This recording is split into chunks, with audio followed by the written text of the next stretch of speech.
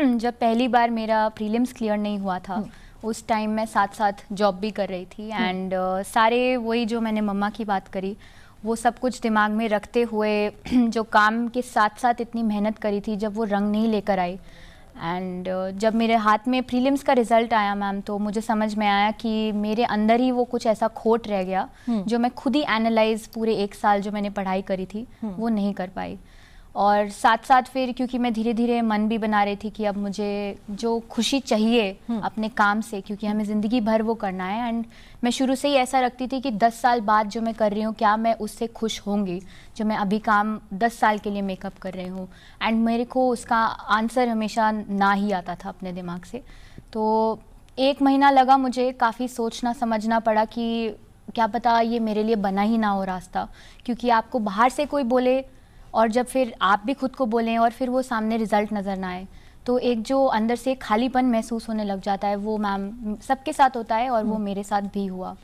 But फिर मम्मा ने बोला कि अभी तो एक ही चांस है, तो पूरी दुनिया 6-6 चांस देती है, तो तुम एक में क्यों ऐसा सोच रही हो। तो वो थोड़ा थिंकिंग को चेंज करने की कोशिश की मैम एंड फाइनली फिर जॉब छोड़ी। अटेम्प्ट जब वापस दिया मैंने और पूरा हौसला अफजाई के साथ सुबह 4 बजे जागना शुरू किया। मुझे अभी भी याद है, सुबह विंटर का टाइम होता था मैम, तो सर्दी दिल्ली की आपको मालूम ही है। बिल्कुल। सुबह 4 बजे उठ के मैं शुरू हो जाती थी, टेस्ट लिखने हैं और पिछले दिन जो रिवीजन करनी है, जो हमारा डेली रूटीन रहता है पढ़ने का। जॉब छोड़ी, फिर वो एक अनसर्टेनिटी बढ़ी मेरे दिमाग में, क्योंकि middle class family ma'am, government servant के जो बच्चे होते हैं वो भी ये ज़्यादा समझेंगे कि आपको आगे जो काम करना है वो आप खुद ही बिल्ड करोगे, बिल्कुल, तो वो कहीं और से नहीं आएगा।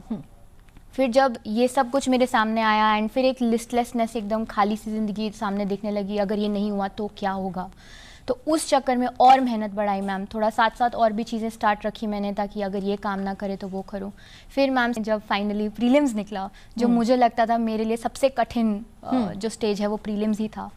तो तब जो खुशी मैम फील हुई एंड फिर वही 10 दिन खुशी हुई, फिर बर्डन की अच्छा मेंस है, तो मेंस लिखा, ऐसे ही इंटरव्यू भी देने चले गए एंड फाइनली जब मैम लास्ट ईयर जब रैंक आए, तो सेम मोमेंट वही मम्मा के साथ मैं अपने वहाँ पर गाड़ी में थी, उस टाइम मम्मा साथ में थी, मेरी बहन को लेकर आ रहे थे, तो गाड़ी रोककर मैं बाहर ज़ोर से चिल्लाई।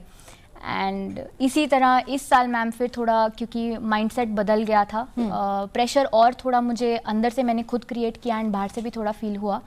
तो ऐसे ही मैम एक करके एक जो हम अपनी ब्रिक्स बनाते हैं जिससे घर फाइनली क्रिएट होता है, वैसे ही मैम इन अटेम्प्ट्स ने मुझे पर्सनली लाइफ में बहुत कुछ सिखाया, अपने बारे में, अपने आसपास जो लोग हैं उनके बारे में, कुछ थोड़ा पेशेंस के बारे में एंड फाइनली